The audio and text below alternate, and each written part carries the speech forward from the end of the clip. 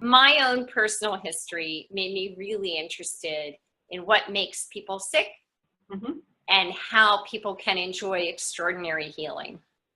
In the autoimmune epidemic, I looked specifically at rising rates of autoimmune disease, primarily in women, the different multifactorial things that were causing disease to happen in women at rising rates. Right. And those tended to be environmental toxins and poor 21st century diets with lots of different things in our diet that cause our immune system to flare up.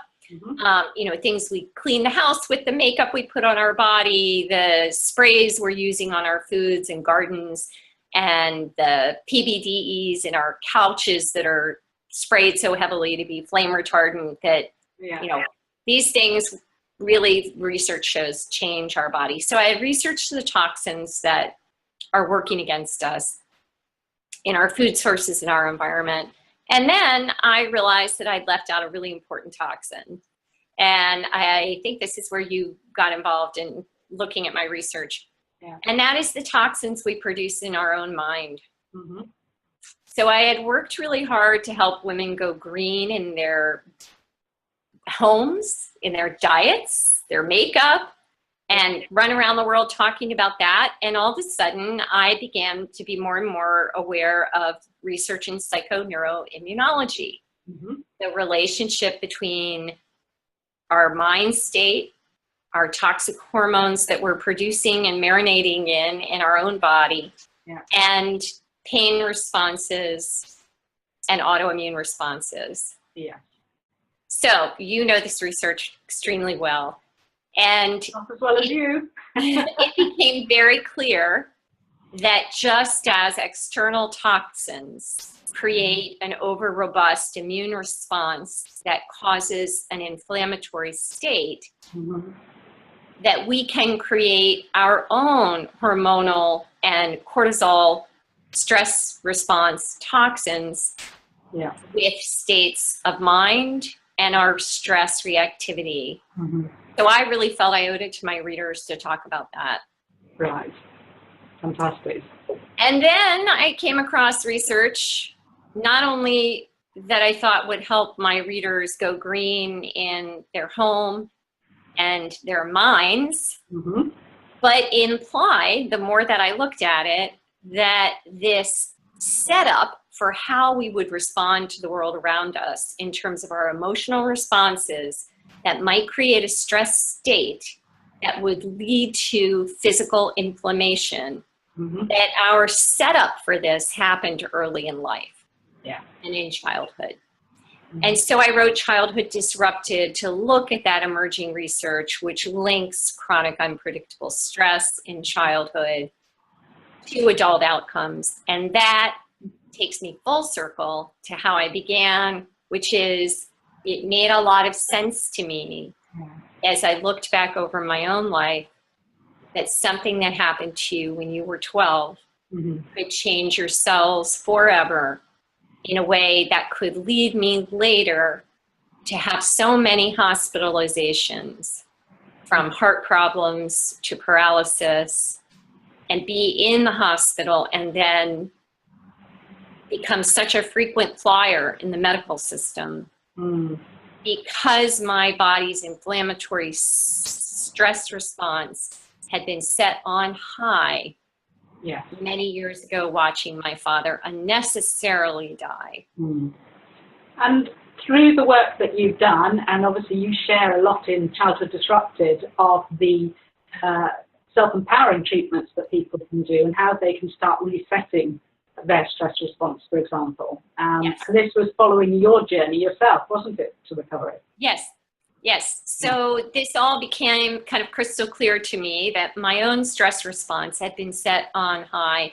I worked with an internist then at Johns Hopkins, who's no longer there. I walked into her office one day and, you know, I'm a pretty determined patient. I don't make a big deal about my medical diagnoses. In fact, I was dreading the appointment because I knew on paper in my file there were 17 diagnoses. And I don't think of myself that way. I don't walk around that way. And I'm more about what can we do, not what's happened. Yes. So I walked in and we started to have a conversation, and she was going over my diagnoses and what different things we could do about it. And then she just looked up and she said to me, "You ever thought that all the stress you had in your childhood and later, as you know, with your son, you know, that all of these things might have changed your immune system and play some role in everything that you're facing now?" And at that time, I also had an autoimmune disorder in which my own immune system was attacking my bone marrow. So things were getting a little dicey. How was your response to what she said in that moment? This is several years ago now, and I actually thought this is quite strange. I remember I had been keeping a file on psychoneuroimmunology because honestly, most of my books start a good 5 years before they come out. Right. Often it's just a file on my desk, and I see a trend happening as I'm covering, you know, reading my listservs and reading my what we used to call wire reports, but now are more, you know, things coming out of the National Institutes of Health, and I see trends. And I kept a file on psychoneuroimmunology, so at least I had that tiny little in my brain, but in my heart, which had been for so long not looking at those relationships between you know, events and my emotional response and my physical body, to me, those two things were still really far apart. And so, although I'd done some reading in the literature, which allowed me to even hear what she was saying, I kind of heard her, you know, what do you think your childhood has to do with your immune inflammatory response now? I was like, I don't know about that, you know. Come again. I was a little concerned in that moment. But she was great. She went over to her computer. She grabbed it. She pulled up a bunch of, she knew I was a reporter. She knew my books. And she went over and showed me the ACE study on adverse childhood experiences and adult health outcomes. And one of them was about the loss of a parent. And the relationship between the loss of a parent early in life before 18 and later adult health outcomes. And then I read about some of the other issues which were directly related to poor health outcomes in adulthood. And I went home and I did some reading, and really my stomach just dropped, because I realized that other things had happened when I was young. And that my ACE score, or score for adverse childhood experiences, was actually pretty high. Then I saw a study that made me write the book.